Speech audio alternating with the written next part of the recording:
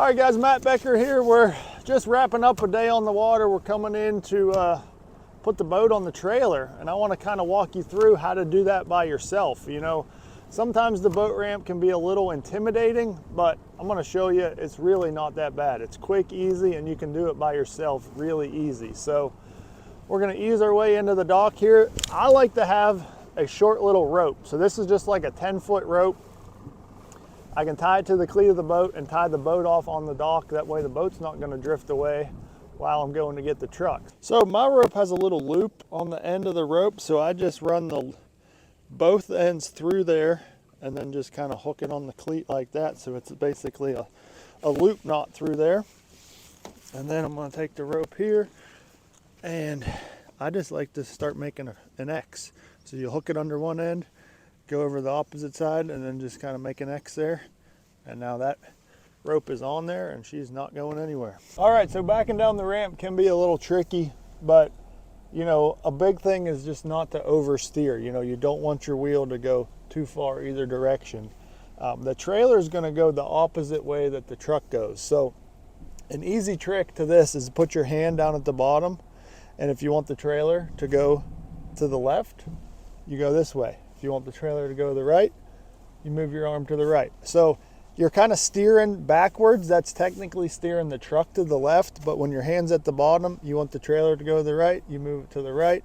If you want to go to the left, you go to the left. So that's just a quick, easy trick till you get the hang of backing up.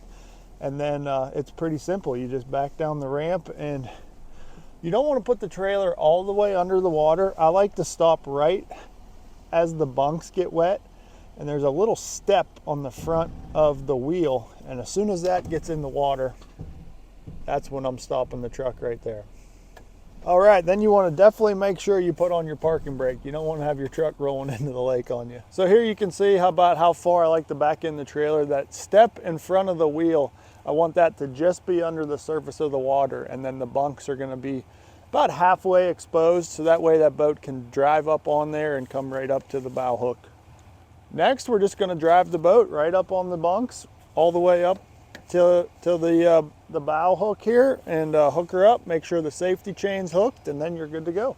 Okay, so as you're coming in onto the trailer, you want to make sure that you trim up your motor a little bit, but you want to make sure you come slow. You don't want to come in onto the trailer too fast. And I like to come in and let the boat kind of drift in there and come to a stop like that, and then I'm going to power it up and drive it all the way up to the bow.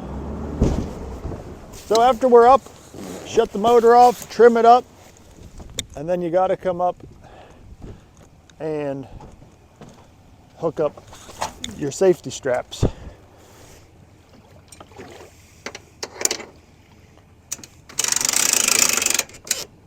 And this is the safety chain here, just in case this one would come unrolled. The safety chain's there to stop the boat from rolling off. But that's it. It's really that simple.